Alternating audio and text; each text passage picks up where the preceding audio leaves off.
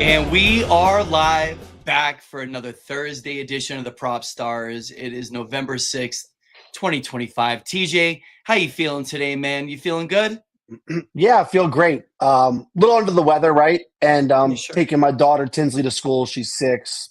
Amazing, young, blossoming, independent young girl. And I cough in the car, and she's like, "Daddy, you feel okay?" I'm like, "Yeah, I'm okay. Don't worry about me." And she's like, "You know what makes me feel better if I don't feel good when I wake up?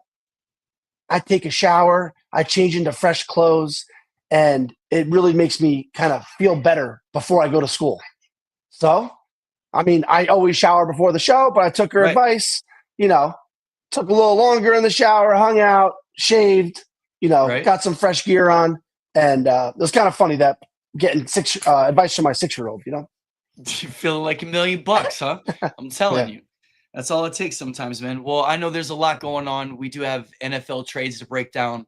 We got an NFL game tonight between the Broncos and Raiders. We're going to be Yeah. previewing the week, of course, and talking any other news that we feel is pertinent. Is there something that you want to start off with that's just right there on your heart that you want to begin Yeah. with? I know that we Well, got some actually, issues here. no, yeah, for sure. We'll definitely talk about some trades. We also we have a great new addition, a couple good new additions to the channel, and it kind of motivated me last night just watching them. We have Unhinged and Unplugged on with Tressa and Alyssa. They're going to talk Yep. hockey, bash their husbands. It's going to be really fun. It's definitely a different It's a lot of fun. style. Yeah, I mean, from the sound of it, I don't know very well, but they got a pretty big following. But from the sound of it, it's females, pretty good looking females, Right. talking hockey and bashing their husbands and maybe some boyfriends on the side, right? Sure. And then we had Sean Overman. He joined Yep. Sports Rants yesterday. I think it's a good addition for them. He's going to be, talking a lot of fantasy football, and he's got a lot of hot takes. So, but yeah, I think the first thing we have to start off with is the New York Jets trade, right? I mean, these 100%. two big trades. I think in the NFL now, it's you draft, you have to capitalize on their rookie contract, right?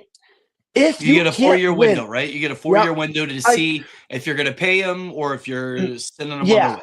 right? It's like 4 to 5, right? And if you feel like after you drafted your stars, Sauce Gardner's a star, right? Top 5 pick. If you feel like that guy isn't going to get you to the promised land, and there is a chance you might lose him to free agency down the road, you have to cash in if there's an offer there. Now, we have some NFL sources, whatever, ex players, and exactly, you're right, Wu-Tang.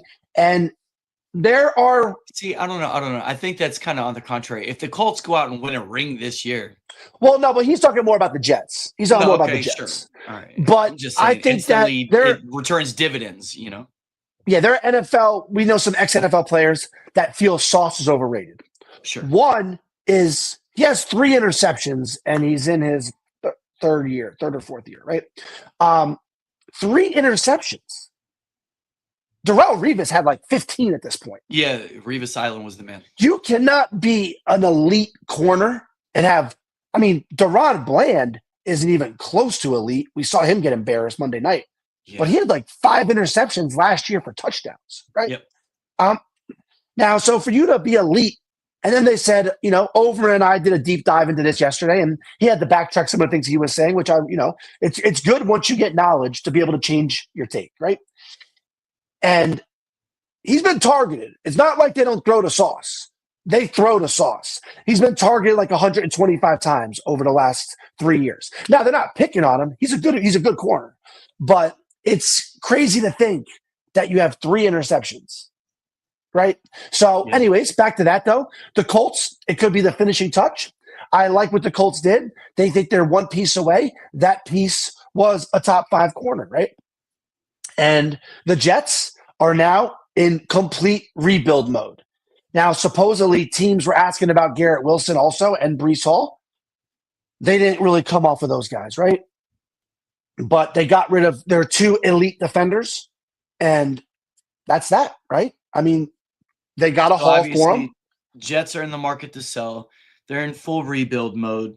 The partners that they traded with, right? Before we break down exactly what they got, they traded with the Colts. We just talked about that, one piece away. And the Colts just got embarrassed by the Steelers, right? And it wasn't Yeah. even was funny. not a good Like look. Sauce could have been there or not. Their offensive line, their interior was just collapsing, and they couldn't give Daniel Jones any protection. And then he's out here making rash decisions, turning the ball over 6 different times, right? So we'll see them with a better scope of what he's going to look like in the future, and probably more indoors. And then you have, laughably on the other end of the trade, Quinnen Williams going to the Cowboys. Yeah. And me being involved as a fan and patriot of Dallas, I'm kind of baffled by the move, because we just got our asses handed to us at home against Arizona. Pretty much just took any breath of life that we had, snatched the life from our playoff hopes.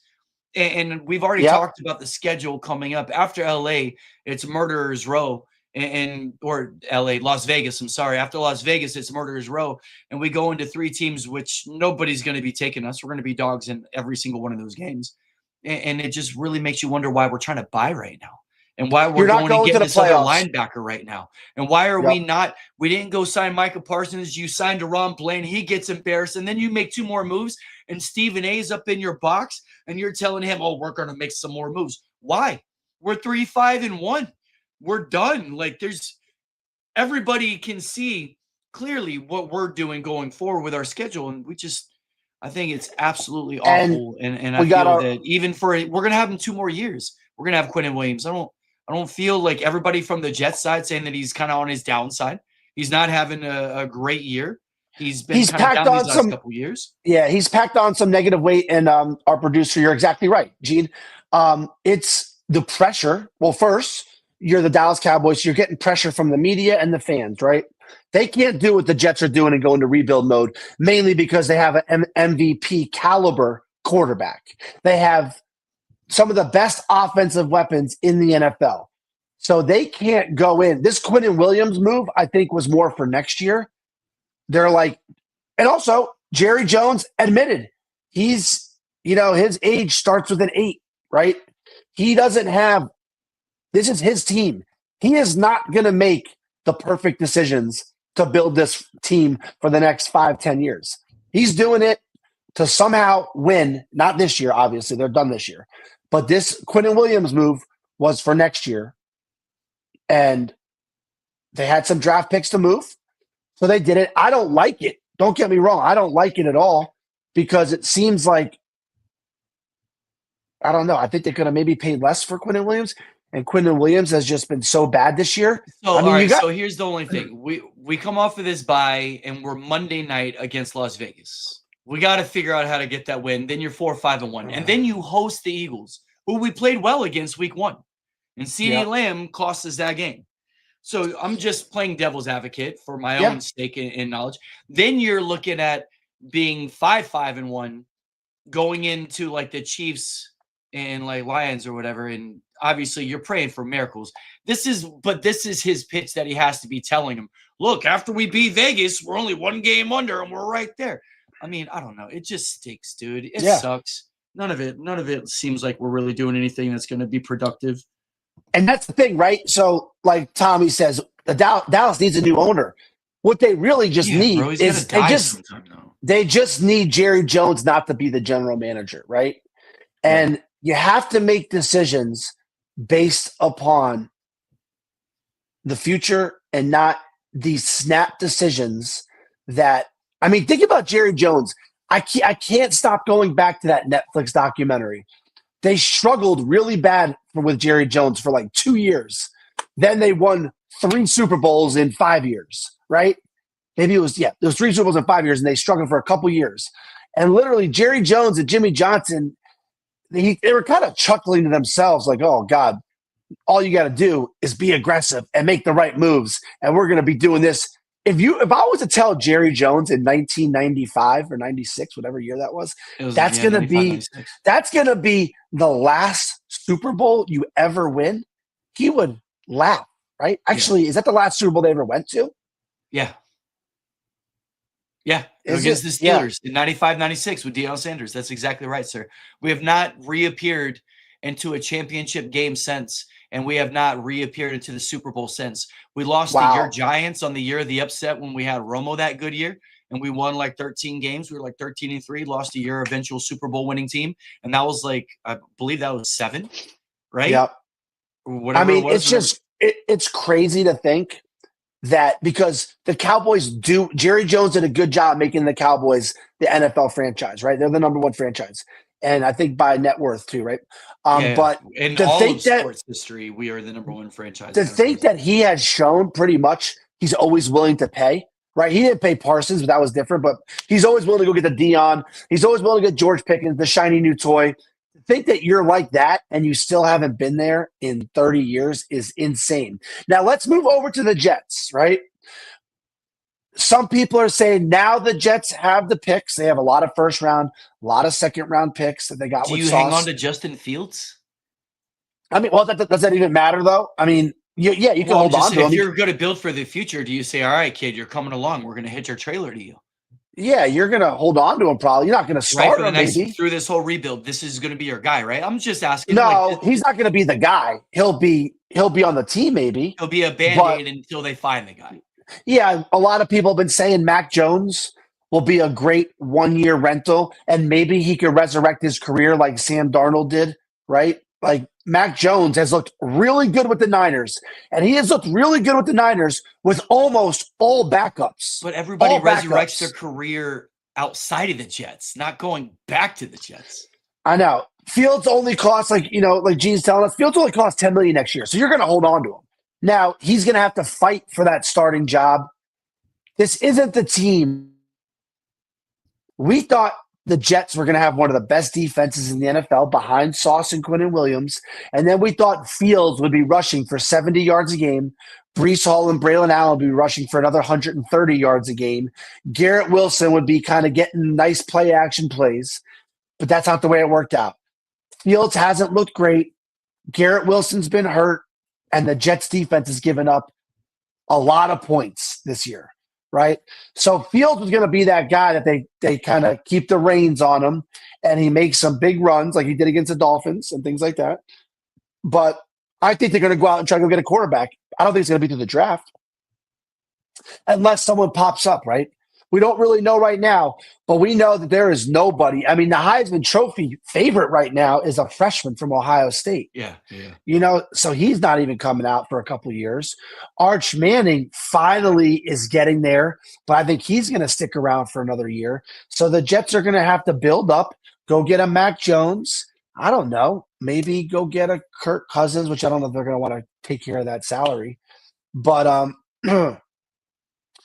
Johnny T saying that the Jets are going to try to maneuver and move up there for their quarterback in either the next 2 drafts. Yeah, it's going to come. They got to go get a quarterback in the next 2 drafts.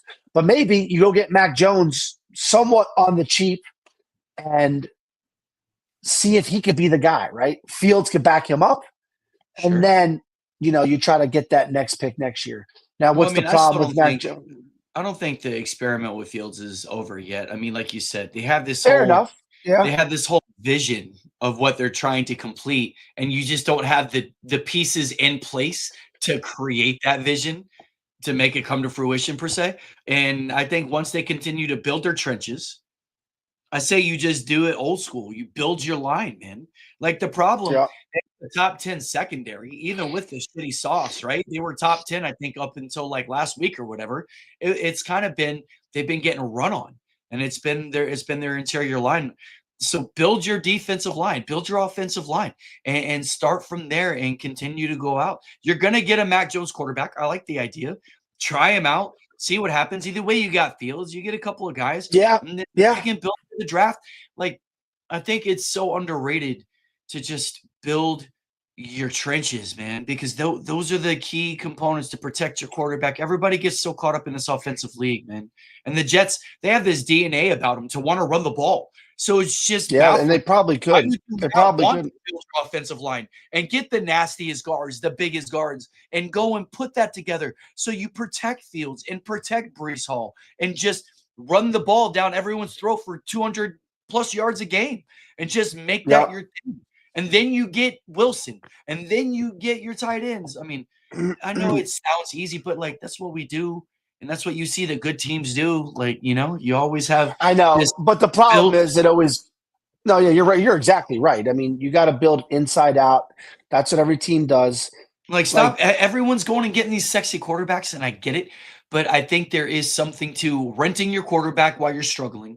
Use your top first round picks for dudes that are going to be Hall of Fame guards and defensive linemen, and then go from there because the quarterback market, people are going to fail in other systems and then they're going to be successful in yours. They're going to fail under certain coaches and you'll have the magic in yours. You have to find the right environment, the right scenario.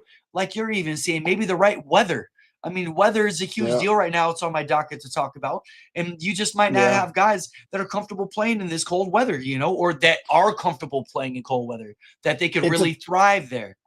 It's a tough league. It's a tough league. I mean, if you look at it, the Chiefs, hey guys, we got 30 in the building right now. Thanks. Please like and subscribe. This is the thing. The Chiefs, everyone says the Chiefs did it right, but the Chiefs have Mahomes, right? And the Chiefs have Andy Reid. But what the Chiefs did was they pretty much, besides Chris Jones, didn't pay any defenders, right?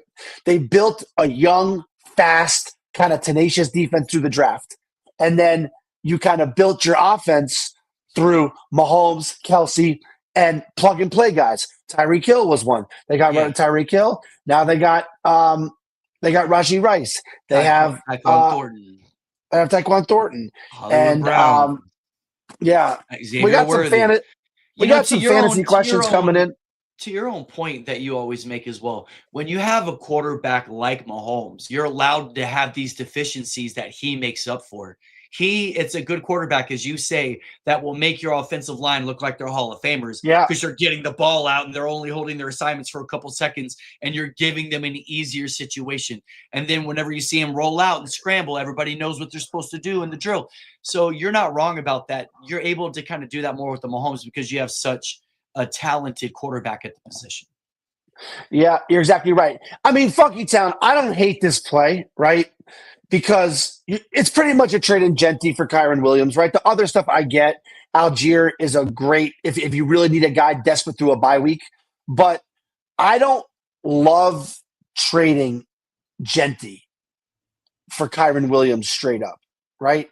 Because Matt Stafford, he's doing this weird stuff now where he wants to pad his stats. He does. Close. And I just think Genty is not going to get hurt. He's going to get more reps. And how bad the Raiders have been, I think Genty is going to be a lot. You're literally playing Dallas next week. Yeah. So, I mean, I understand what you're doing there, but I think Genty is trading upwards now that Bowers. Yeah, but you're right. The Raiders can't stay on the field. But now with Bowers, I think that offense changes, right? And with Bowers and Genty, it's going to be like a Kittle McCaffrey, where they're better when they're on the field together, right? And Bowers is not scared to block for Genty. And I think Genty, as the year goes on from week 12 to week 17, when it matters in fantasy, in my opinion, I like Genty over. Is Jacoby Myers still on that team? No, Myers got traded to Jacksonville. He's gone too, right? It just, I mean, that's another one of my points. You're soaking up targets as Genty there. You're just going to get more targets. I mean, but Kyren Williams had a better year than Genty for sure. It's just so weird. Stafford's throwing 1-yard touchdowns. Why is Stafford throwing so much inside the 3-yard line? It's really crazy. It's like he's trying to pad his stats for an MVP run or something. So, but this is the first time I saw it was like after week 6 or 7. It's the first time that he's led the league in passing through this stage of his season and whatnot in his career. So it just lets you know he's definitely on pace to do something special. He's got his weapons back, and I think McVay's let's ride off into the sunset, And hey, Funky Town, on another topic we're going to talk about in a minute, but watch the weather this week, right? I was in a debate right now. Me and Buff were talking about before the show. Who do I start? Bo Nix versus the Raiders or Jackson Dart at Chicago? And we were both saying Jackson Dart until we looked at the weather. It's supposed to be snowing, raining, windy, and cold in Chicago. And in a lot of the country, it's going to be the first week that weather really affects these games. It makes me want to hammer the under on that game is what it makes me want to do. The weather is going to be so bad. I mean, yeah, because the over-under is probably going to be really high. And I know. You're right. The weather on a snowy day, we love to take the under there. especially if that number is really inflated, which I'm sure it is. But keep an eye on the weather, guys.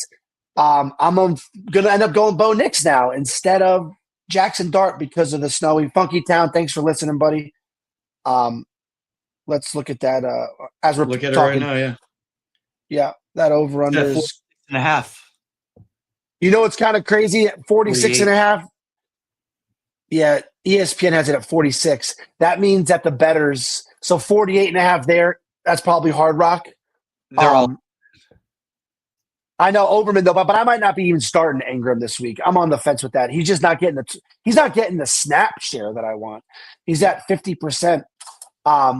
But yeah, watch the weather, guys, especially with your quarterback play. Now, weather might help you with the running backs, right? You want running backs in the snow. They're going to get more touches, right? They're cutting before the defender knows they're cutting. Always helps the run game. Offense knows where they're running. Defense doesn't. Defense has to be reactive. Hard to be reactive in the snow. Things like that, right? So let's start breaking down these games, right? First game, Thursday night. Oakland tonight's Raiders. game.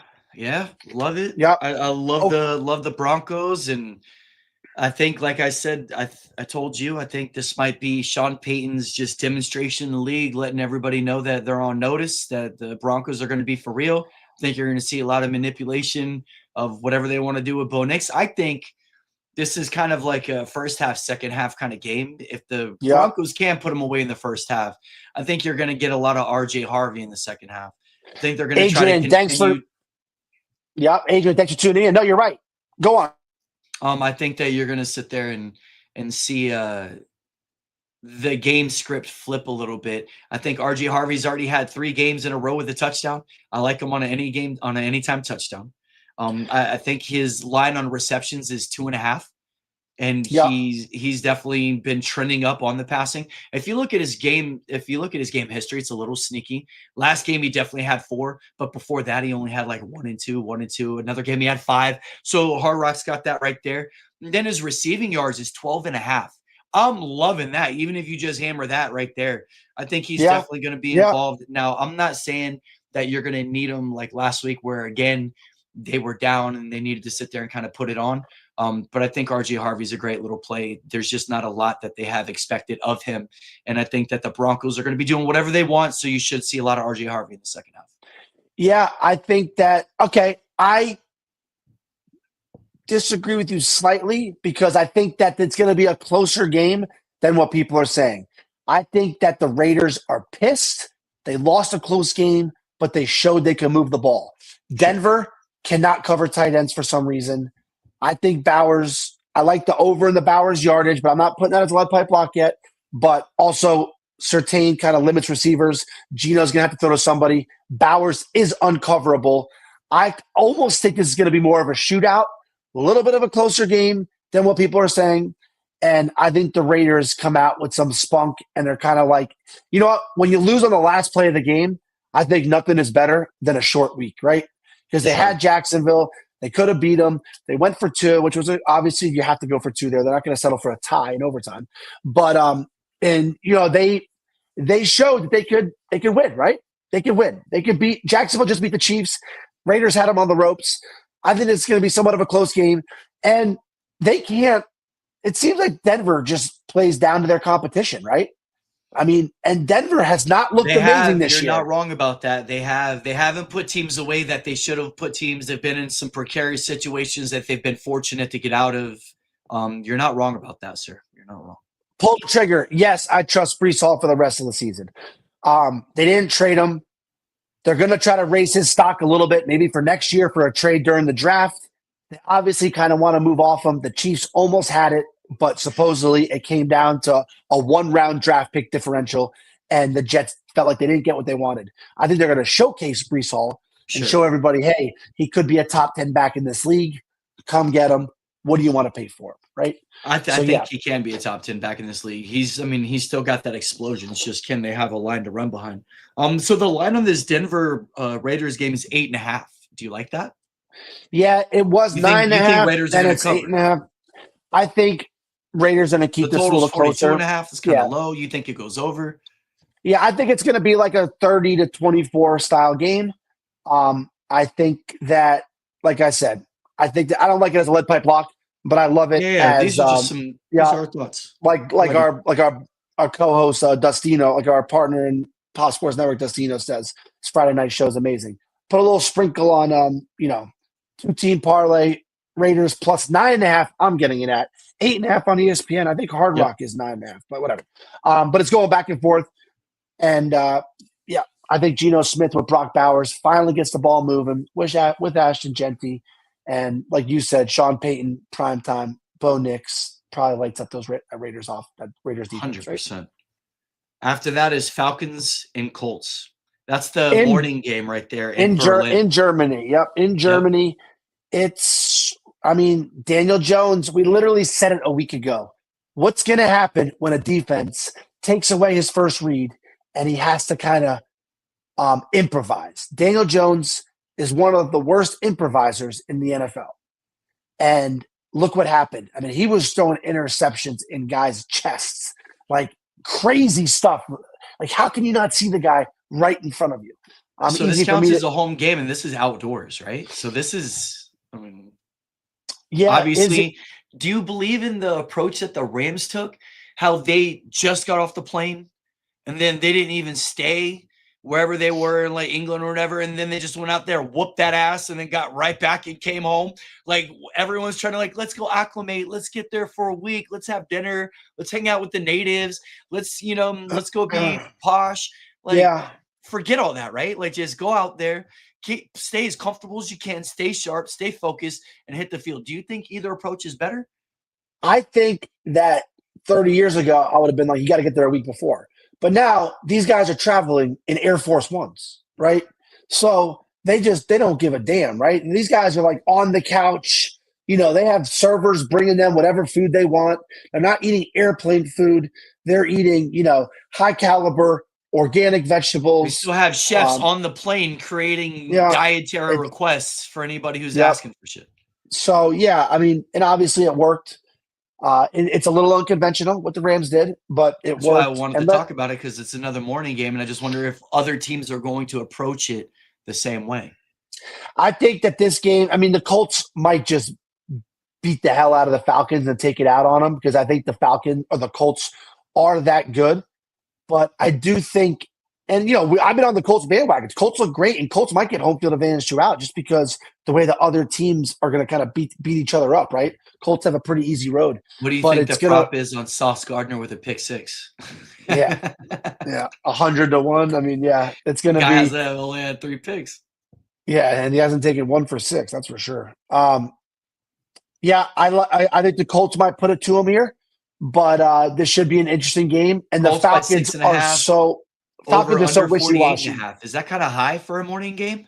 It's definitely high for. I mean, yeah, and it's morning for us, not morning for them. But but yeah, it's. I think that both of those offenses have shown they can light it up. Both defenses have shown that they can get lit up a little bit, right? But yeah, that's a high over/under for a German. Like, right, those fields are not always in the best conditions. I feel like every time I watch those games over there, they're always slipping and sliding. It's always misty.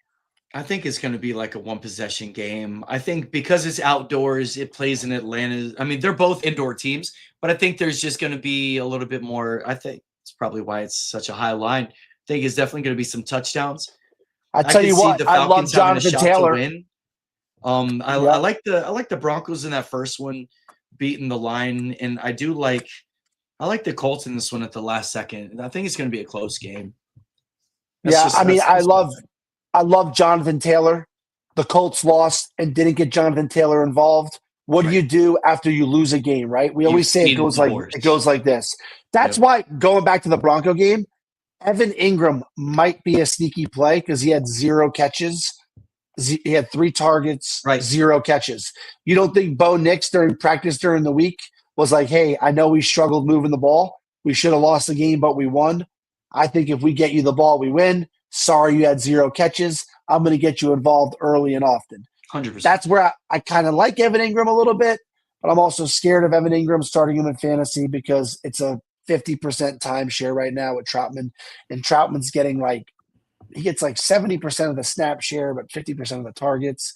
Is that a blocking thing? Is that just because? I think it is. I think it is because Yeah, and I don't know if Evan Ingram's not. I don't think he's a horrible blocker. He's just small. He's wiry, right?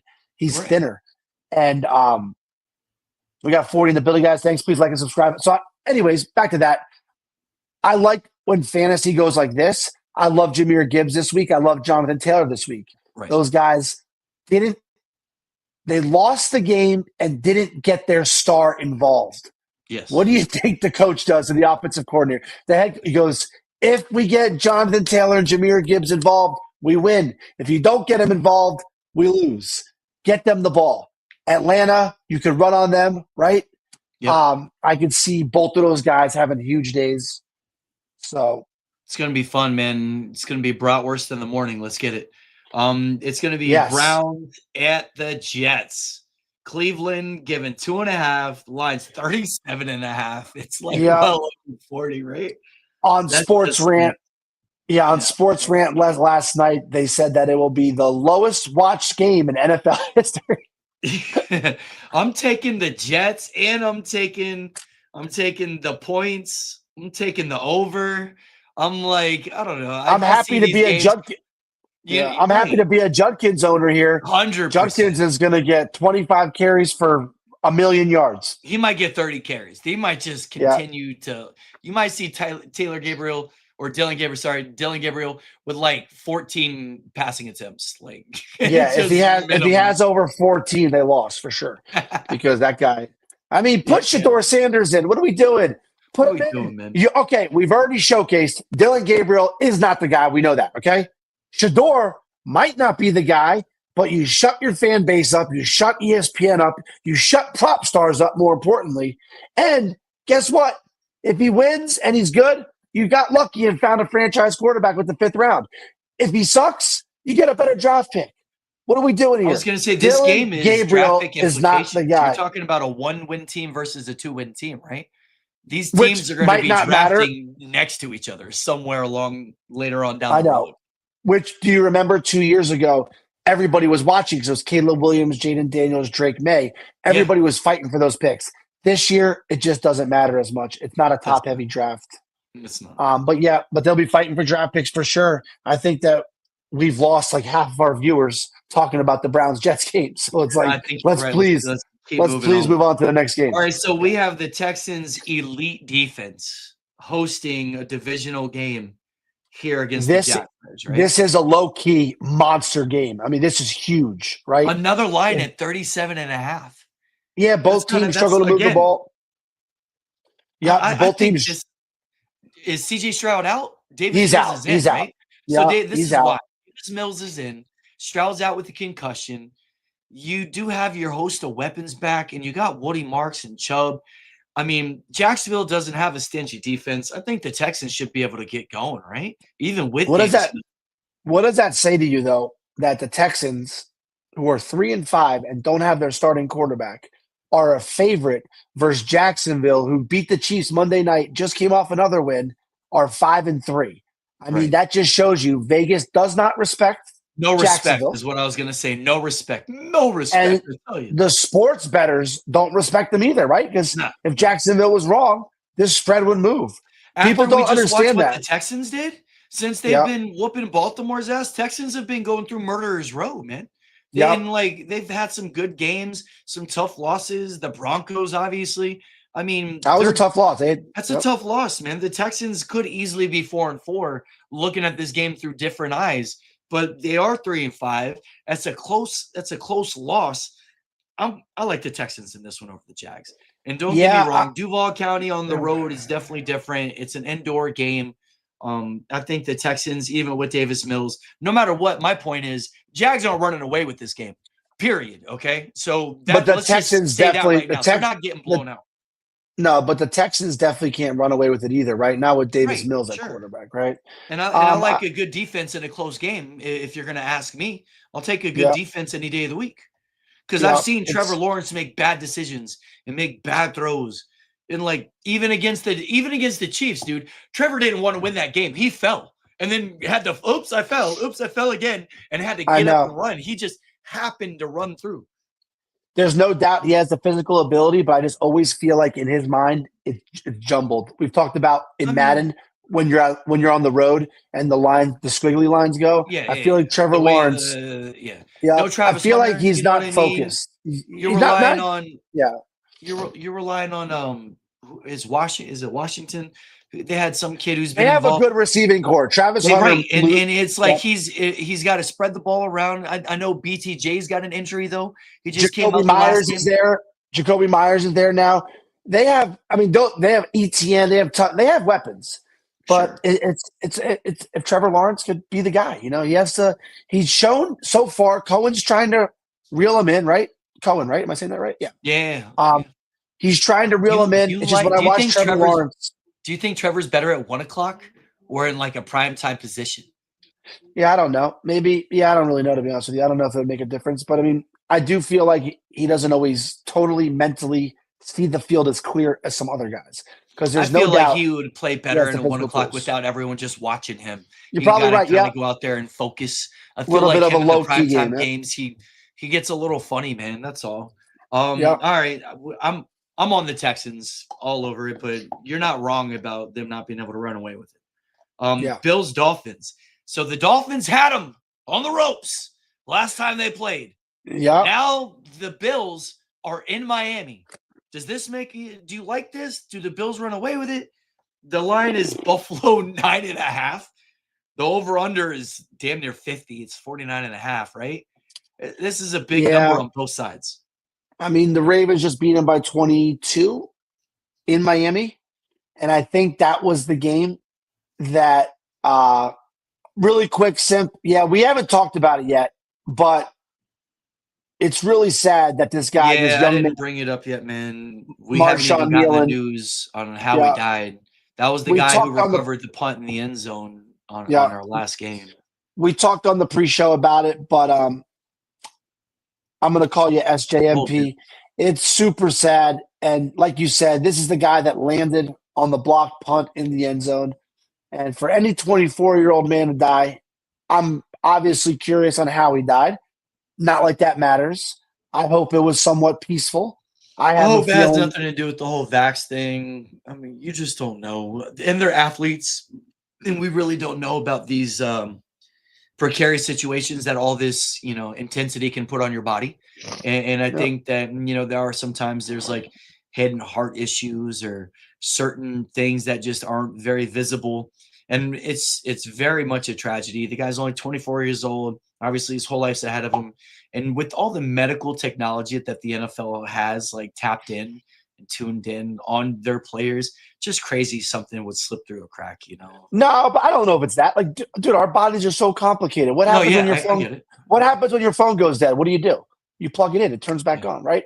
You can't plug our bodies in. You can't plug it off. I mean, literally, if you think about it, our whole body runs on a heart that beats, right? Electricity. And it's literally like if the heart doesn't beat, then what happens, right?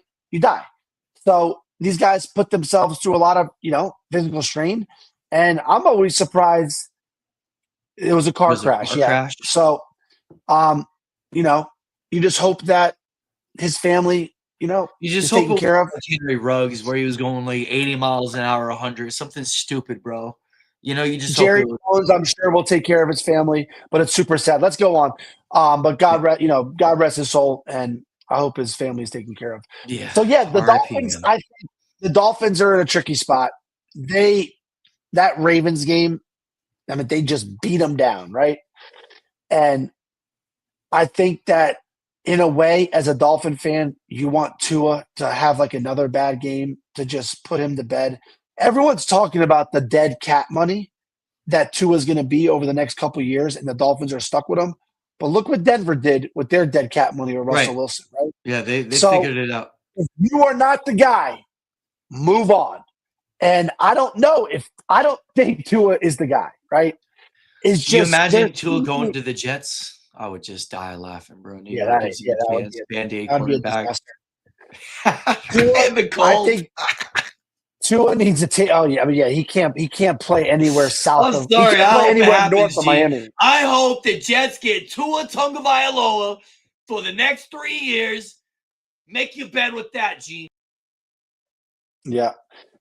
As Buff gets removed off the screen. I think that Keep on talking shit about the Jets. It's gonna You be. don't even It's not gonna be. like that. It's gonna be prop stars featuring TJ, and that's it. And I can't carry a show on my own. So, That's so funny. but anyways, that was good, Gene. So yeah, Tua can't play anywhere north of Miami.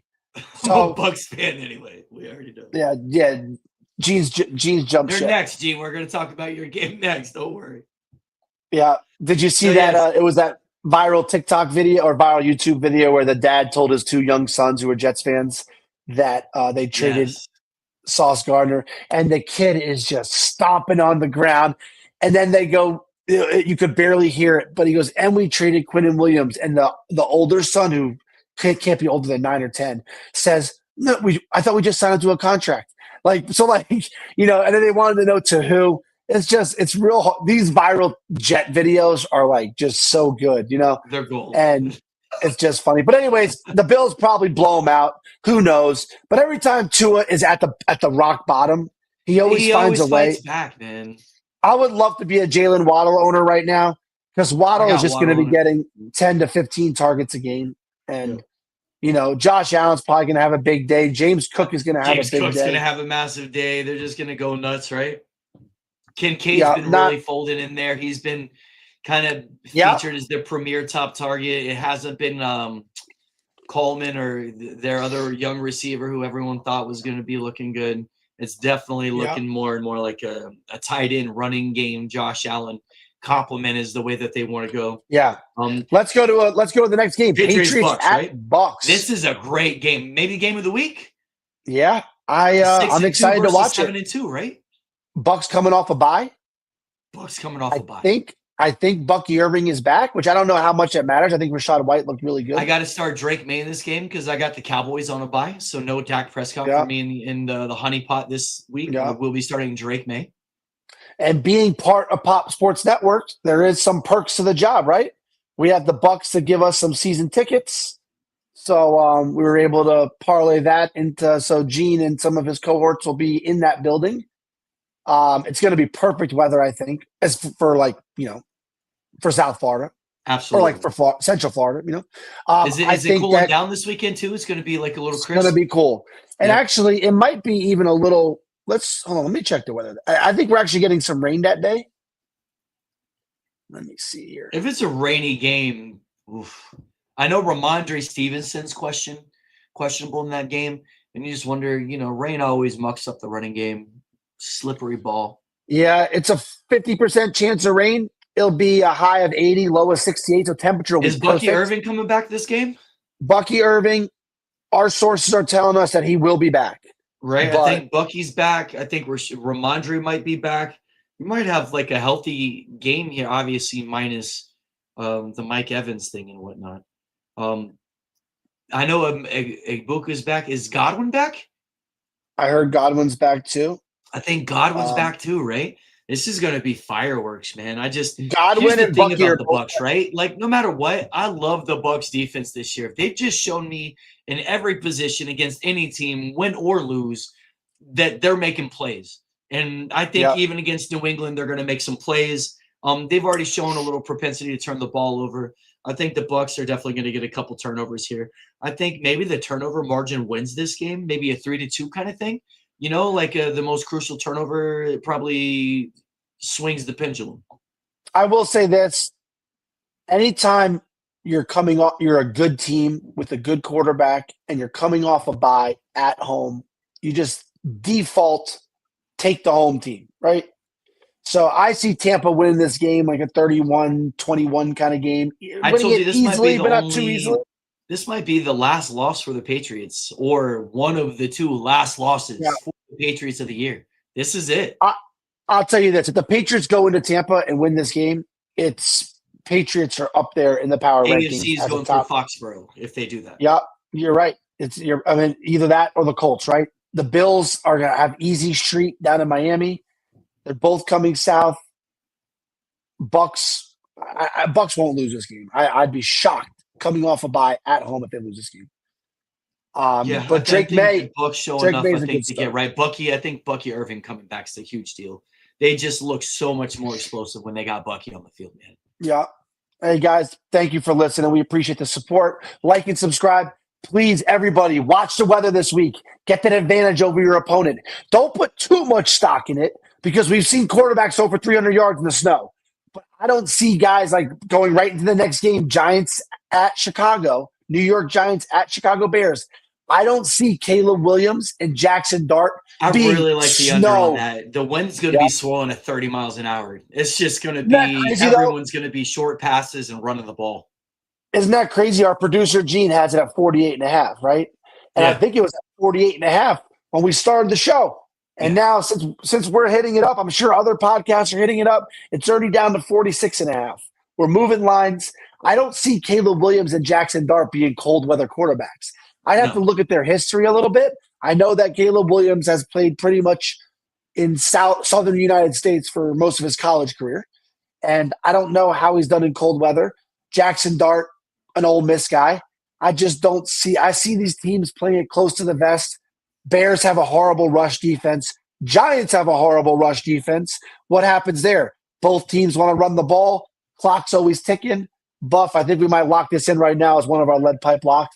Yeah, my fear is that if you don't take it now, I think it might be down to 44 by game time, right? Yeah, for sure. I know that the Bears have DeAndre Swift coming back questionable this week. That boy Kyle Monangai showed all the pop that we believed in him last week. Did you see he was 200 yards almost in scrimmage? And he just ran all over the Bengals, which we knew. Such a good spot for him. They have a two-headed monster there. I think you now have your Jahmyr Gibbs, David Montgomery, your Thunder, your Lightning. Ben Johnson is definitely going to utilize that. I think you give Caleb looks better when he has a run game.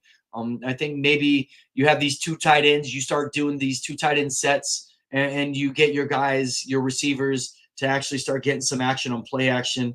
This game definitely is a running game. I think the Giants can easily win this game if they can not turn the ball over. Okay, right? The Giants not turning the ball over. It's not like it's this Achilles heels of yours, but you guys literally, I think you match up well against him. Is all I'm saying. I think that you and Dustino both like Giants. Game. Yeah, you and Dustino both like Giants money line. I don't like it. The Giants can't stop the run. The Bears like to run it down your throat. Yeah, but your strength is to stop the run. Is kind of like, and you're going to have to. And I think the weather. I mean, I think it's going to be to your advantage. You know they're going to run the ball more. You're going to be ready for it. All right, Eric. So it's kind of funny. You stepped away for a minute. Buff started talking really, really dirty smack about the Jets, and our producer, Eric, who's a Jet fan, I don't know if you heard, took him off the air. Big trade took him off the air. Down. Tua Tagovailoa is going to the Jets. You heard it here first. Yep, here we go again. So every time he says Tua to the Jets, he gets taken off the air. These are just rumors. Definitely not. We're not getting behind this trade. Definitely just rumors. But that's good.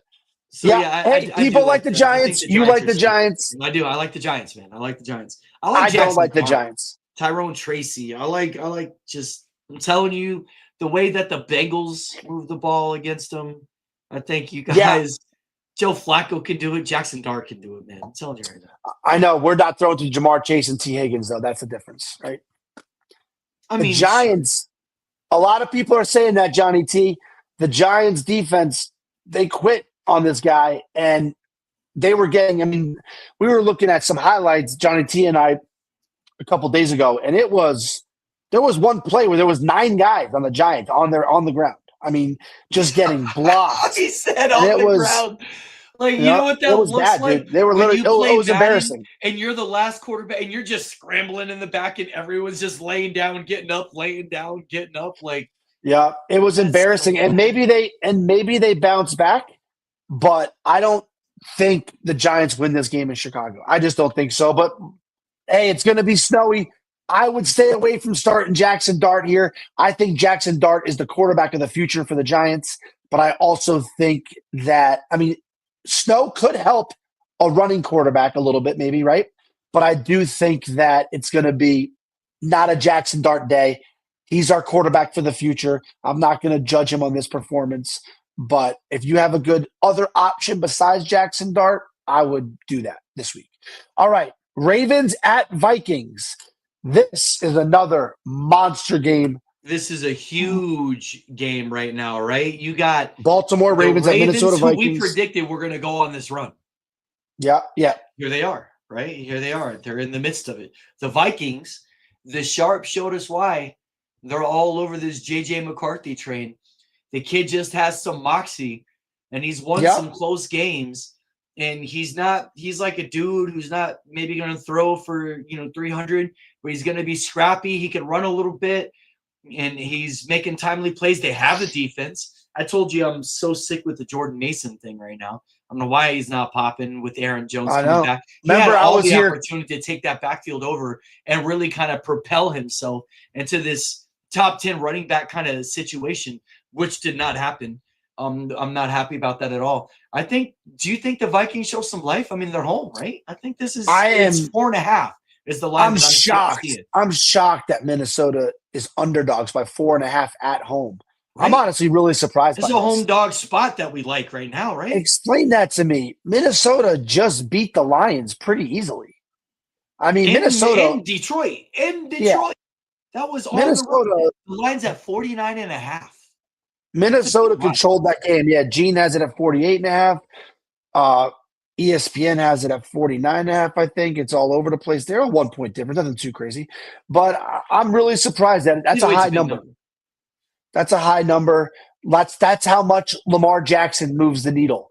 This would be, Minnesota would be favorite 4.5. With two defenses in the beginning of the year, they would have had this at like 44.5, right? Yeah. But the defenses just haven't shown, what they Minnesota locked up Jahmyr Gibbs. Lamar Jackson moves the needle that much. Baltimore's in a must-win spot. Minnesota's in a must-win spot. It's going to be a fun game to watch. I'm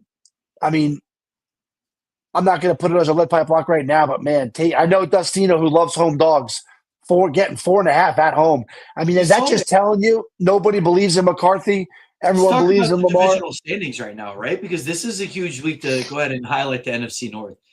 So the Packers, all right, they're at first place in the division at 5-2, and they have the worst losses of anybody in their division. Yeah, you have Detroit, and they're playing Philly this week too, which that could be a loss, right? So we're getting to that. You got Detroit at 5-3, and they just lost to the Vikings. Chicago is at 5-3, and we just talked about them in this ugly game against the Giants beating the Bengals. And here's Minnesota at 4-4. That whole division was different last week. They're in a dogfight for that division. There isn't one team that's not in it. Minnesota has a defense and maybe a blossoming J.J. McCarthy with a potential run game still to come. Chicago's showing you that they got this two-headed offense or two-headed running game in their offense with the developing Caleb. And now it's just Green Bay nobody believes in. And then Detroit kind of showing you Jekyll and Hyde vibes, right? Yep. Yeah, as a Jahmyr Gibbs owner, give him the ball. Give him the ball, man. Like, you have to give Jahmyr Gibbs the ball. You love they're not running away with the division. And at Minnesota, this is right where you want to be. You've kind of weathered this storm with a Carson Wentz and some injuries. You're here at 4-4, and you definitely just showed you could beat anybody in your division. So Eric, do we want to double down? I'm not a Patriots fan, but you want to double down on 2 free lunches? Don't think I didn't forget about that lunch, buddy. But also, it was a pleasure seeing your wife at the local grocery store yesterday. She was amazing. Lovely it took lady. her 3 seconds. She's a local legend. Yeah. It was funny because I told Tinsley, I'm like, this is Mrs. Langan. She's like, I'm Sharon. Nice to meet you. I was like, I never even knew her first name. That's Eric Langan and his beautiful trophy wife, Mrs. Langan. Hey, if you're willing to, we can book you right here on the show. I think the Bucks beat you guys down. So we could do 2 free lunches. You let me know what you think about that. But yeah, I just don't think the Bucks lose that game. But no disrespect to New England. You have the quarterback. for the next 15 years. A Tom Brady, maybe second in coming. Not those type of. It's not going to win that many Super Bowls. But you got Drake May. That's going to be a great quarterback for a lot of years. But I like Tampa. I like Tampa in that game. Dustino's little caveat here: Baltimore with the extra 3 days rest, right? Because that little mini bye. As much as he loves to bet the home dogs, That's probably why you're getting so much Baltimore love. Is that extra rest? That is true. That is true. And yeah, I think that the people have to see more of McCarthy because I kept on hearing how great he looked, right? And I think he looked okay. And then I'm going to go back just to make sure I'm right here. But he like barely threw. I mean, I think he threw for like 150 yards, which makes me think the coach doesn't trust him yet. Gene wants to know if you're going to be at the game on Sunday there, Eric. So if you are, we'll make sure you guys get hooked up. We'll send some text, man.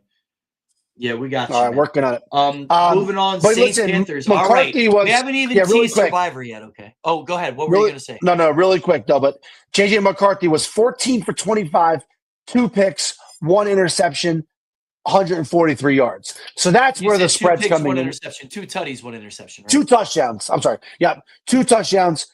Thank you for correcting me. 2 touchdowns, 1 interception, 143 yards, and was barely 50% completion percentage. Well, that's what I'm saying. Right? He's not going to wow you with his numbers, but he's got this moxie that is just like, winners win, dude. I'm not saying anything other than that. Winners win.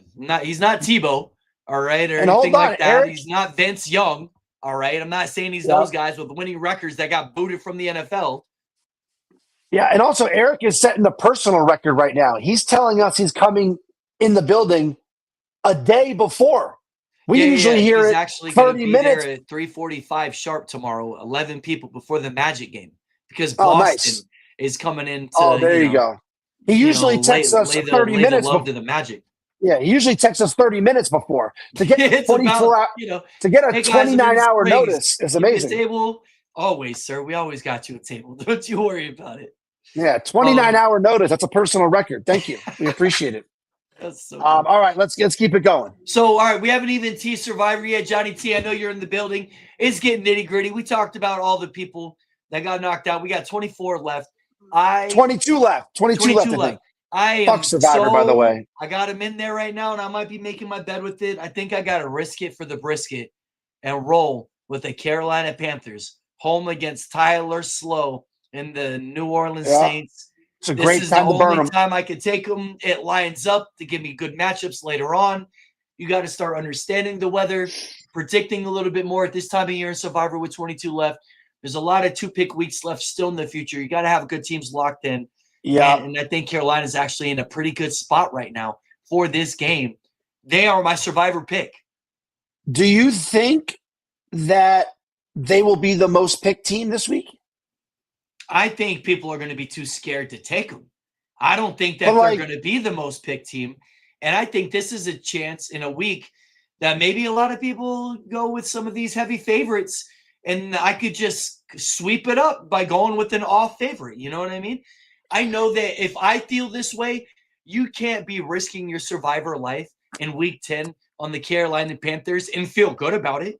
You can't be that confident. They're not a lock, right? This is one of the only games, though, on the schedule they're going to be favored. They're at home against somebody. I don't know if I don't know Bennett Hernandez has trap game. I don't even know. Right, I know. It's got these kind of vibes, but, sir, in Survivor, you have to kind of flirt with some traps, man. You can't just sit there and just walk but also without any risk. Is Carolina at that point now where we call any game a trap game? I mean, this Carolina is like they're 5-4.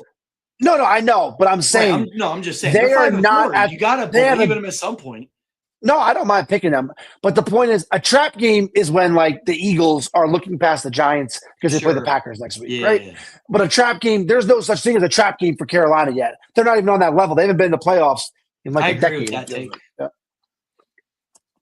And it's a first start. The line's 39.5. We know Bennett, thank you for joining, buddy. This is what I know about Carolina. Rico Dowdle is now the man, and Rico Dowdle runs the fucking ball. You also have Chuba Hubbard. You have your receiving core with a healthy quarterback. You got some tight ends. I mean, they've been a tenacious defensive team at home who they did shut out the Falcons. I'm saying that there's a better than not chance for them to get me through this week. And it may be closer than the line is showing. It's 5.5. I still like Carolina at that. I think Carolina you take that. Yeah, I like that play. I think some people might be on Denver tonight at home versus Raiders. I know. I agree, Johnny T. It's risky business, But hey, man, you got to sit there. I like the way everything lines up. My heart's into it, man. It's pumping. It's definitely nervous, but I'm in it. I'm in it. I like. I mean, we're getting to the point where, yeah, Rico has stolen that job from Chuba Hubbard. Hubbard is no longer even a fantasy starter. I don't even think you could pick him as your double flex guy. Right. I like that take. Like I said, you said Overman with the hot takes. Carolina by 21. Book it. All in. Go in. The over. It's gonna. Well, it might not be the over. The line is. Let me tell you. And a half. It could just be Carolina. It could still be an under. But I always say this: if the NFL was as easy as just looking at the last week or two, exactly, and then judging it, there would be survivor pools. Everybody would win Survivor. It'd be 150 entrants. I just don't think anyone's going to be on the Carolina bandwagon with me. That's for sure. I think I'm going to be one of the few. I think when you look at the percentage out of 22 people, maybe 4 of us take Carolina. I think you got to have the balls to win it all. Yeah, I think that the Saints they beat the snot out of the Giants. They had the Bills on the ropes. I think that this is a good pick. I'm just saying, I feel like if the Saints had a quarterback, they could be better. Sure. Than not just they're obviously be better with their record, but I think that's why the Saints weren't really sellers in the they still have Olave. Now they did get rid of Shaheed, but that was something a little different. But I think the Saints are kind of, if I'm a Saints fan, I'm not totally throwing in a towel on the next 2 to 3 years that you guys can't bounce back. The problem is there's no quarterbacks coming in the draft. Very tricky. Very, very tough time. I'm so happy as a Giant fan to have a quarterback. Because if you're a Jet fan, Dolphin fan, if you're a Saint fan, I almost want to throw Carolina in there too. Bryce Young, I think it's clear that he is not the guy there. The Raiders, Arizona, all these teams that don't have a quarterback, I just feel bad for you. I hear that. Well, that was a great segue to talk about Rashid Shaheed. And then our first 4:00 game on the board is the Cardinals at the Seahawks. Yeah. Cardinals just announced Jacoby Brissett after that amazing performance in Dallas, that he will be their starting quarterback. They now put Kyler Murray on the IR shelf. Means he misses the next 4 games for sure to mend his injury. I don't know if this is more about Kyler Murray being, because he was available in backup capacity. I think they're just, it's a soft benching. They're like, you know what, Kyler? There's a new game called Battlefield. Go download it. Call of Duty's not it. Go play some Battlefield for the next 4 weeks. Have fun. We're going to try to package you in a trade. Get rid of you to one of these teams. Maybe Kyler Murray goes to the Jets and lights it up over there. Just another potential trade, instead of Tua, you could get Kyler Murray. But they obviously believe in Brissett. He can move the offense. He was hitting Marvin Harrison. He's got Trey McBride. Have you ever seen a team do that? I want to ask everybody in the chat. Kyler Murray's been hurt for 3 days or 3 weeks. About to come back, and now he's on IR. Right. That's unbelievable. That is so disrespect. I mean, and Kyler Murray deserves all the disrespect because I think that guy is not. I feel like he doesn't work hard at his craft. He's a guy that's blessed with physical ability, and he's a guy that, like we talked about in the last show, he's a point guard that wants to score 30 instead of a point guard that wants to get a triple double. That guy could have been something. Could have been somebody. Thank you for the support, guys. Please like and subscribe. But I do like the Seahawks in this game. It is divisional, and obviously the Cardinals are playing good football. The Seahawks look amazing. Darnold just was dotting them up 16 for 16. Wasn't even close in the last game when they just went all over Washington. I never thought I would say. Dislocated his elbow. RIP Commanders. Obviously, that sucks. And not that would have mattered. Game was over. They look incredible. You now have. So ready? Let's talk about this. You got the number 1 receiver in football, JSN. You get Cooper Kupp coming back, who's obviously just going to be more open because you now have Rashid Shaheed going to be taking the top off of that offense at any time. And then you get Torrey Horton, who's blossoming in front of everybody.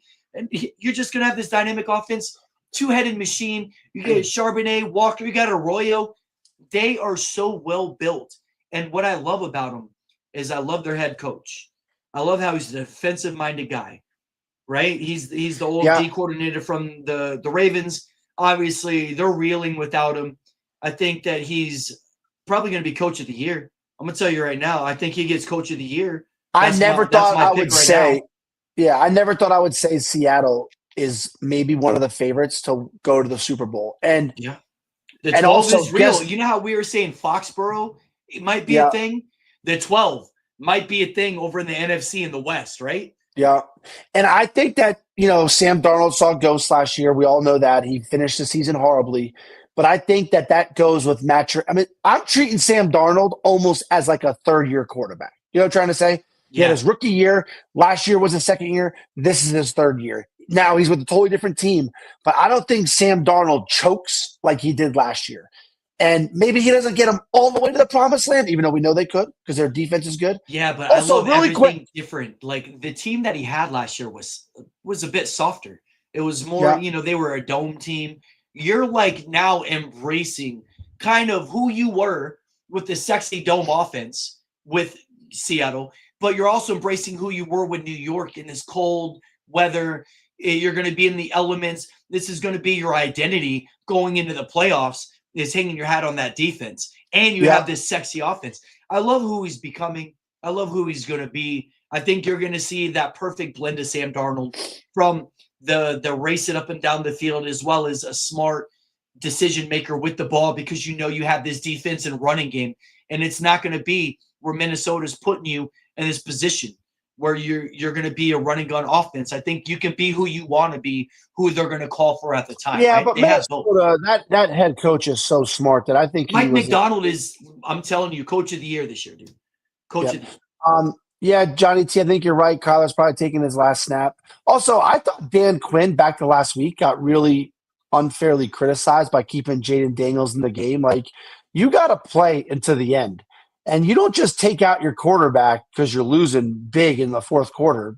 For what reason? Like, I know he's been getting hurt this year, but you need reps. You need Jaden Daniels on the field. Win, lose, or draw. And a lot of people said they should have took him out because of his injury history when the game was definitely over. I think that they shouldn't have. I think Dan Quinn's getting unfairly criticized about that. Also, you know what? I'm like talking through how bad Kyler Murray is, and as Johnny T says and Wu Tang last snap, you know who might be a really good fit for Kyler Murray? The Dolphins, right? Now, ignore the money aspect of it because they can't pay Tua and Kyler. But a lot of Tua's reads are like hike, make your first read. If you're not there, get athletic. The problem is Tua isn't athletic at all. And also, Kyler Murray doesn't lack anything with his arm talent, right? He could get the ball and put it 100-mile-an-hour dimes, bro. So you get someone like the Dolphins who can coach a quarterback, and then you get a guy that can at least throw it 50, 60 yards down the field. Then you start, you know what I'm trying to say? And if Kyler Murray – I think that no matter what, like Kyler Murray needs to get the hell out of Arizona, period. I'm telling you, the curse of the Maroons is so real. And I feel so bad for Jacoby Brissett being tied to it. That team is destined to fail until they relinquish that stolen title from the Maroons. Curse be on you. A pox on the Cardinals. You're destined for nothing. Yeah, but yeah, Seattle looks good. Bro, get rid of them. It doesn't matter what the Cardinals do. Cardinals are going to lose that game. Lions, Commanders. Yeah. Lions coming off a bad loss at home. Now they're going on the road. I think that they go back to their roots, hopefully. Commanders are trending downwards. They're out of the playoffs, most likely. Mariota's okay, but I see the Lions taking care of business here. An angry Lions team is absolutely – Kyler Murray should have just played baseball, by the way, 100%. Kyler Murray should have just stuck with the Sooners and the baseball career. He could be getting paid like $230 million with his injury history, hanging out on the bench, no big deal. No, I think the Lions go and handle business. Commanders are going to be down throwing. They're just so short on weapons. It's going to be tough for them. Why bring McLaurin back? Like, why do all these things? Like, you're just grasping at nothing. They're going to, obviously, Debo Krosky, Merritt. There's still some fantasy prospects within that team. Zach Ertz, sleeper tight end. I don't understand why you want to sit there and risk any of your other tradable assets either. Like you said, you got to play them and showcase them. But like, man, you're in decision-making time if you're Dan Quinn and how you're going to kind of project for the next year or two. Yeah. I think this gets I don't ugly know if, for the Commanders, and I think the Lions will. the Lions are going to roll. Niori, I don't know if Shaheed, I could be honest with you, I don't know how that Shaheed acquisition is going to help. I think it's great for Seattle. I think that they bring him in slowly. You know what I mean? And I would just be surprised if Shaheed has any fantasy relevance over the next couple weeks. And I would be surprised if it helps them open up the run game, right? Kenneth Walker and Charbonnet have both been disappointing this year, right? No doubt about that. Sure. But I don't think Shaheed moves the needle when it comes to fantasy. Now, late in the year or in the playoffs, Shaheed opens up a lot of things for JSN. In real life, Shaheed is that dude that only needs 2 targets to win a game for you. You know, yep, and he could steal a playoff game with a bomb, right? 100%. And things like that. And he's going to open it up for JSN even more because you're going to have to. And Cup's going to be open underneath now. And then obviously they had the other guy who blew up this week. Whatever the hell is Corey Horton. They got Arroyo. Yep. They're nice, man. Yeah, I see Shaheed being like a slot receiver there and just kind of coming in slow, fantasy-wise. Shaheed is what JMO is to Detroit, is what Sean Overman's saying. I agree to that. He's that pop. Exactly, right? He could go 0 for 0, 0 targets, 0 catches, and he could have 2 catches for 103 yards and 2 touchdowns, right? Or he might be the one guy that's just getting open because everyone's leaving him open. So let me ask you this. Overman offered me a trade. He wanted Judkins, and he offered me J-Mo Williams and R.J. Harvey. Until R.J. Harvey is a consistent thing, it's tough. And J-Mo just hasn't won enough games. And you do want to trade J-Mo after like a 5 for 6, 65 and 1 tutty performance because he was just goose-egged to start before. You don't trade Judkins right now. If you're going to do anything in this league in the honey pot, Judkins is going to be one of your dudes that you're going to look back on and be like, I know. When Buff had a choice between Judkins and Ford, and he took Ford because he thought he could steal Judkins, that's where Buff fucked up. He allowed me to take Judkins, and that might win me a playoff game or get you to the promised land. You don't know what he is, other than he could be a league winner. You know what I mean? Yeah, I think that obviously if Dobbins gets hurt, maybe he doesn't get offer that trade then, but I think if Dobbins gets hurt, then R.J. Harvey could be that guy. But remember who was it for the Falcons? R.J. Harvey has all the popping potential, but you need Dobbins to go down. And until that happens, they already showed that Denver running game is a 2-headed monster. Dobbins still has pop, and they're going to use that. And they're not just going to deploy it all on R.J. Harvey. They're definitely using him as a receiver. He's using as a third down back. It is like a dual and look. Judkins is so hard to bring down, and like he's known as a short, physical, like punching bag kind of guy. His legs are the biggest legs in the NFL. Judkins for sure. Johnny, now, listen, the honey pot is not a keeper league; it is a redraft league. But either way, he's just. And also R.J. Harvey has reminded me, who was that guy for Atlanta like 5 years ago that had like touchdowns like in 8? Was it Tevin Coleman? I don't think it was Tevin Coleman. It was somebody else. But they had like 3 carries and 2 catches a game, but they had 8 touchdowns. And it was like every game he was a wide breaking receiver. He was a running back. It was a running back. He was a receiver turned running back. Maybe, yeah.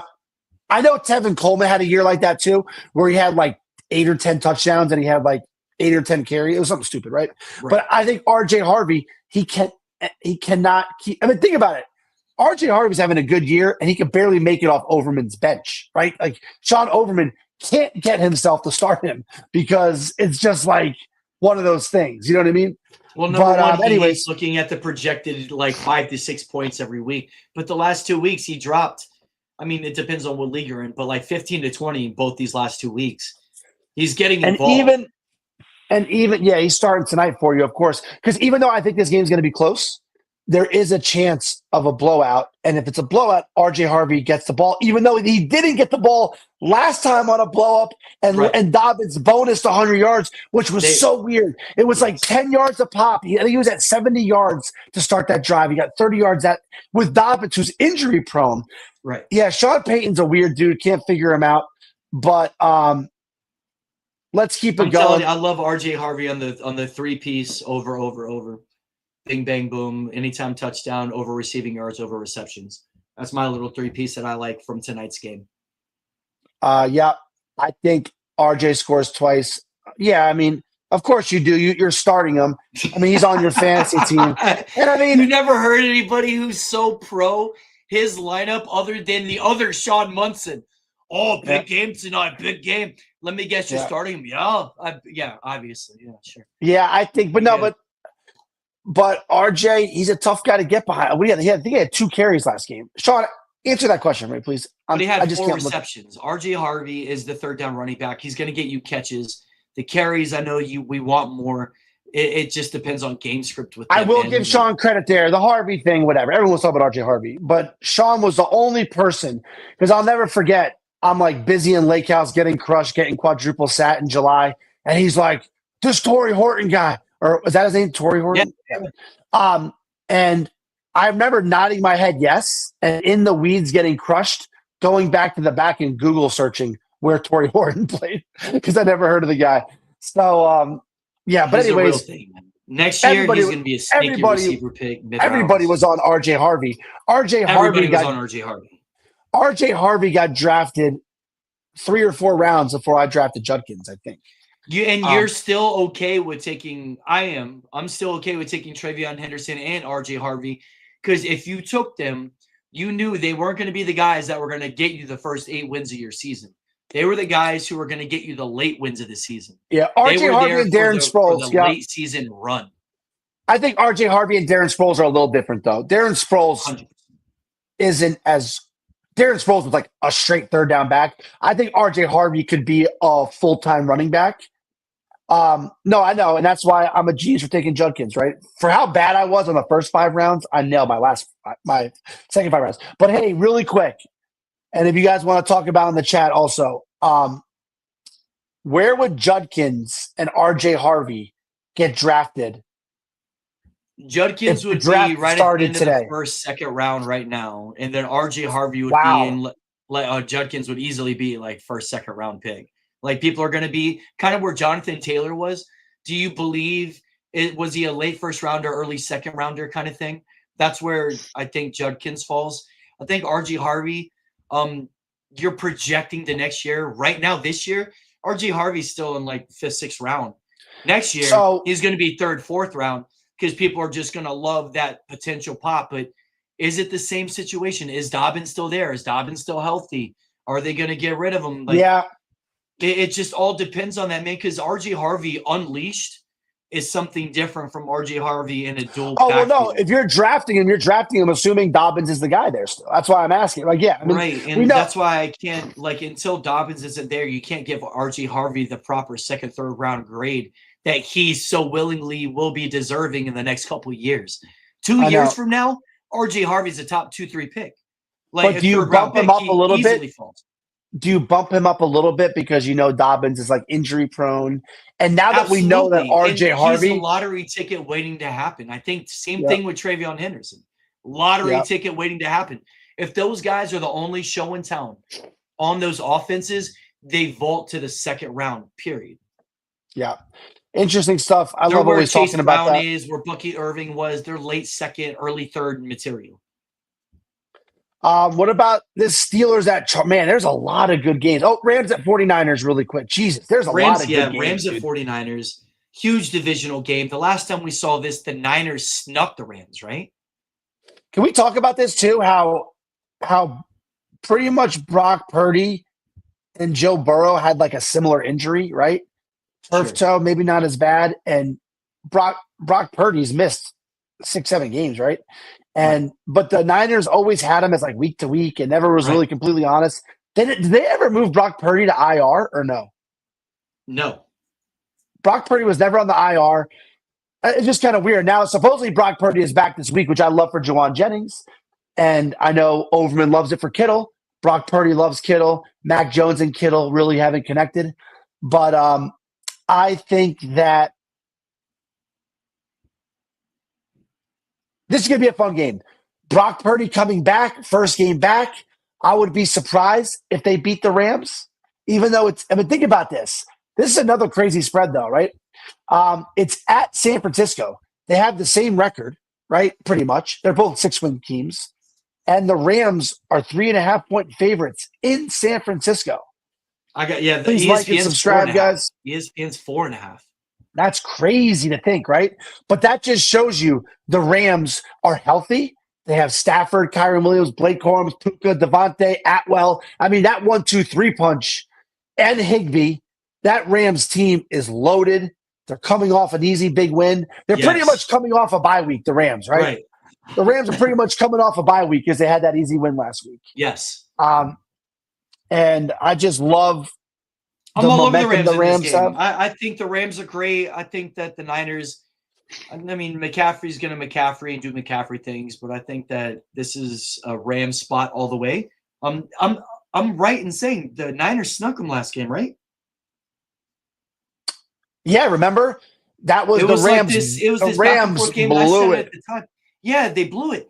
And I said at the time how cool it is to watch, like, I think two of our generational coaches playing chess against each other. Yeah, Kyron Williams versus Shanahan and Blake Corum. I love this game. It's one of my favorite games all year. And I hate both these teams. You know what I mean? Like, as a Cowboys fan. And I think that whenever you watch this game, number one, you should be appreciating two of the better built rosters. You should be appreciating two of the better built defenses. I mean, roster, offense, and defense, right? You're appreciating the head coaches. You're appreciating the greatness of quarterback for Matt Stafford. All the weapons, Hall of Famers, both sides of the ball. Like, this is a marquee game. I love it's a big game. The Niners and Rams. This game gets me hype up. If I had a wall, I'd run through it. Like, give me some hair right now, light it on fire. Like, this shit is what football's all about. And I think you should be super pumped. 4:00 game, prime time. I like the Rams. I think the Niners make it close, but I'm on the Rams for the win. I think Christian McCaffrey didn't play this game either, right? I think he was out. Did he play this game? I remember the Niners were so hurt. But also Overman and Pop and our producer loves the over here. I kind of lean towards the over too. But I remember the Niners were so beat up and they came in. They had to get real lucky. I remember my dad had him in Survivor Pool. Kendrick Bourne was dominating for the 2-game stretch. Bourne had that. Yep. Bourne had over 140 yards. Looking like a genius. Picked him up that day. Dustino. I think Dustino and I both had him in some prop bets on our lead pipes and all that stuff. It was a fun game to watch. It's going to be a bet. I mean, it's crazy though. If I'm the Niners, game of the week right here. Not like if you care, because if you don't care about point spreads of your players, hopefully. But if I'm the Niners, I'm like, wait a minute. We beat these guys on a Thursday night game when we were hobbled. Now we're coming back home. We're getting our quarterback back, and we're underdogs after we just beat them with a backup quarterback, backup people all over the field, and we beat them in LA, and now they're coming to our home. We have the same record pretty much, and I don't get it. I don't get that spread. I'm very tempted to say that, these are like sprinkles, like Dustino says, but I don't think that the Rams, like home dog right there. The Niners are not going to the Niners are going to win that game at home, right? Especially if they get Brock Purdy back. Yeah, and see, I think that the Rams barely beat them, but we'll see. I think it's going to be one hell of a game. And now that you're talking with everything that you just said, the Kyle Shanahan factor, he's going to have him coach. I still like the Rams. I can't pick against them, bro. I like the Rams. The Rams are my pick in the NFC right now, dude. I think the Rams are the ones that are going to beat the Eagles. They're the only team that I think is built to kind of play and beat anybody in the NFC. Steelers, I agree, Chargers. I agree, Star Spangled. It's going to be neck and neck. And if it's going to be neck and neck and you want to put some action in, take the over, parlay it with the Niners plus 3.5. And, let me guess. Overman's got another prediction. See, are they both on his fantasy team or no? Because When they both his, happen to be starting for Overman's fantasy team. his three favorite plays of the whole week are RJ Harvey, C-Mac, and Kittle. Let's check his roster really quick, folks, and see if hit them all hit them all 3-leg parlay anytime touchdowns. Call it the Sean Overman special right there. Yeah, he says he doesn't own either. Yeah, right. Anytime touchdowns. That's funny. All right, yeah. Steelers at Chargers. Omar This is Khan a big game too. is hyped up for this game. This is put up or shut up, right? Like Steelers gotta win. Well, I don't know if they have to win, but I'll tell you this: if the Steelers beat the Colts, you got the rearview mirror and you're looking at the Ravens. Ravens are coming. If you don't win this yeah, but game, they're underdogs here. They're underdogs. This is a tough game. Yeah, but I'll tell you this: if the Steelers win, now they beat the Colts at home and the Chargers. They're for real, right? Their defense finally stepped up last week. I don't think people assume the Chargers are going to lose this game. But with Joe Alt out, they traded for a left tackle. But I can see Watt.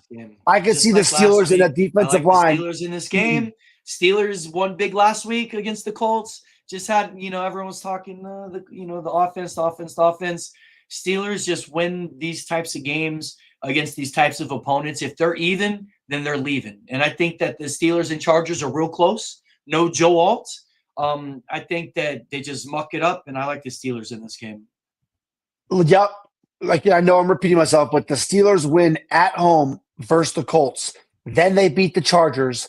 They are back on track, trending in the right direction. And now we're starting to see that Steelers pass rush come to fruition, which means the physical corners, Jalen Ramsey, move to safety now. And that's a big move. You want to know why? Because Jalen Ramsey is going to cover Gadsden. If Jalen Ramsey covers Gadsden, Gadsden doesn't want any piece of that. Jalen Ramsey getting cooked on the corner anyways. So this is great. This is good movement for them to use. And he's a big guy anyways who loves playing big tight ends. So he locked up Tyler Warren. He did. So I can see him locking up Gadsden, get the pass rush going without Joe Alt in the game. This is a big game for the Steelers. They're back on top. They're for real if they win this game. And of course, I'm secretly always kind of rooting for the Steelers for how generous their ownership and general manager was to my family. So let's go Steelers. All right, last game of the week, and this is a monster game for fantasy owners. Everybody's going to be in on this game. I think it's a defensive game, but this is going to be a lot of people are going to be watching this Monday night, not only because of some of the top two teams in the NFC. Philly at plus money, dude. Yeah, you will only see Philly plus money 2 or 3 times. And Green Bay just lost to Carolina, so I really like Philly in this spot, dude. I really like them to go in there and just shit all over Green Bay. Like I don't even think this game might be close. I think that Philly might just steamroll them. That's my initial reaction. After in Green Bay Monday night, I don't know. I know in Green Bay Monday night, Packers. Eagles, I'm telling you, dude, I just got this sneaky feeling about But what does the NFL always tell us? Don't go by the last week. Go by what you've learned throughout football your whole year. The Packers are 5-2-1 at home. They just got beat by the Carolina Panthers. There's no way they come out in this game and lay a dud. This is going to be like what Star Spangle said. It's going to be a slugfest. I see like a 21-20 game. They already can barely get the ball to the receivers, right? Yeah, so you got no Tucker Kraft. Romeo Musgrave is pretty close to Tucker Kraft, I think. Musgrave is not a far drop off. I would disagree. I think Musgrave is good at blocking like Tucker Kraft. When it comes to the elusiveness and what he gave them as an edge on the offense, he was a mismatch nightmare, and you couldn't cover him. Now you have a Musgrave who I think is very coverable. And I think that Romeo Doubs is going to have to be predicated. Golden hasn't even popped yet.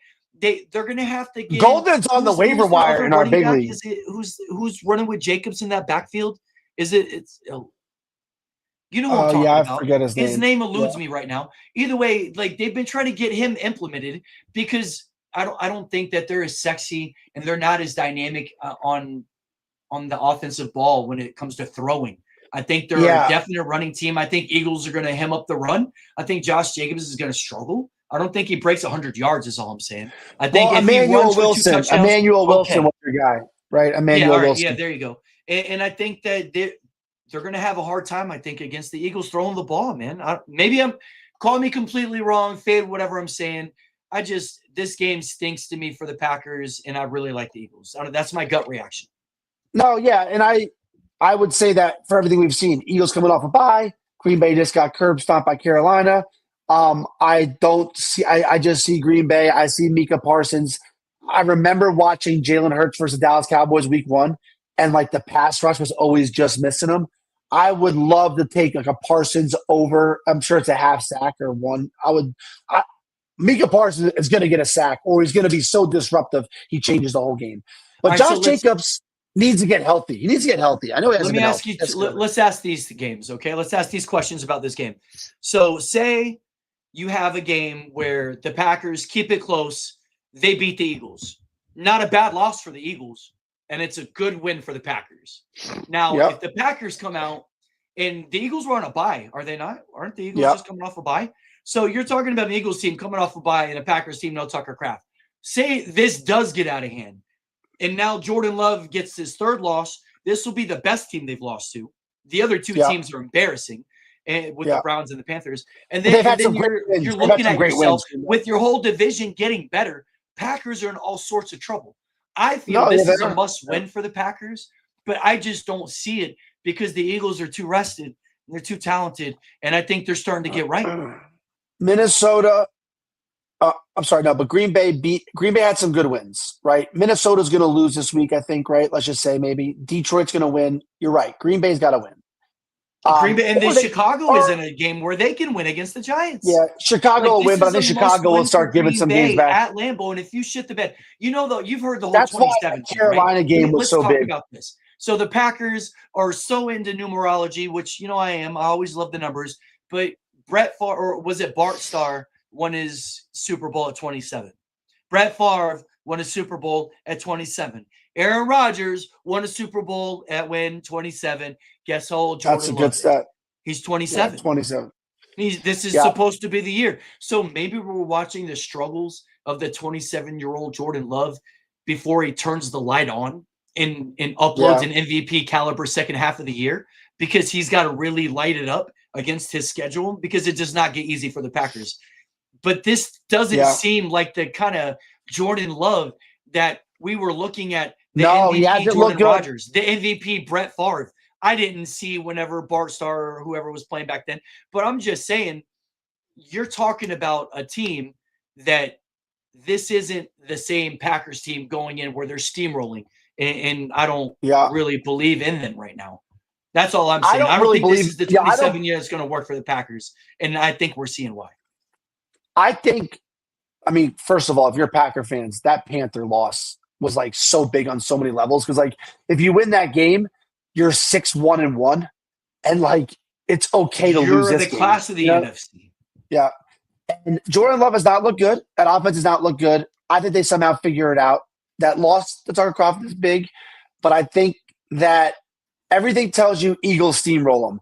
And I just feel like my 44 everything tells me, and I don't think a lot of people agree with me. I think more people are going to be on the edge if the Packers are going to make it close. I think I have more of the lean take. Like I'm leaning the other way. You get what I'm saying? Yeah, ESPN. I just watched a bunch of people say they all picked the Eagles. Eagles coming off a bye. Green Bay just lost to Carolina at home. So, all right, so I am in the majority because I haven't heard any. You're in the majority, but and I just don't see. I just feel like Green Bay is going to somehow give Jalen Hurts some trouble. But hey, that was a good show. I love how everybody was listening.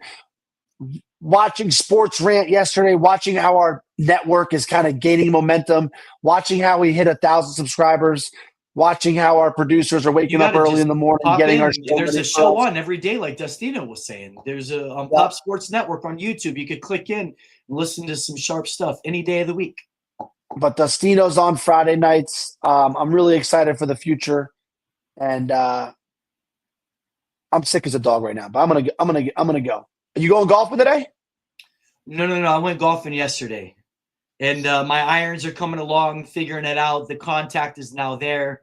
I'm actually hitting over water and carrying my drives out there. Now it's just about getting everything kind of accurately aimed. Can't wait. We definitely need to do a Pop Sports golf outing and get all the sports people out and do a big thing and have Gene out there hosting all kinds of lunches. Don't worry, Gene owes lunches to like half of Orlando right now betting on all these Jets games. It's bad look.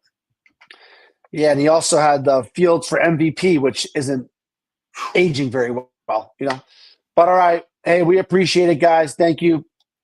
Thanks for tuning in, everybody. One love. Prop Stars out. Be back on Tuesday, y'all.